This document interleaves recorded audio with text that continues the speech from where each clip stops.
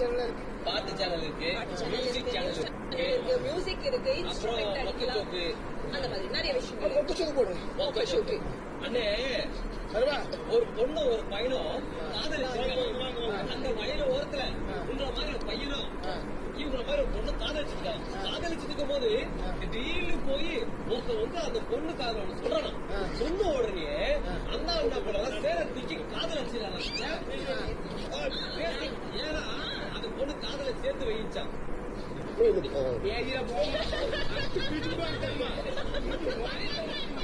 கேளுங்க, சப்பாத்தியா ஜெயிச்சுட்டான். ஆனா நாளைக்கு பிரைஸ் கொடுத்தாங்க. ஏன்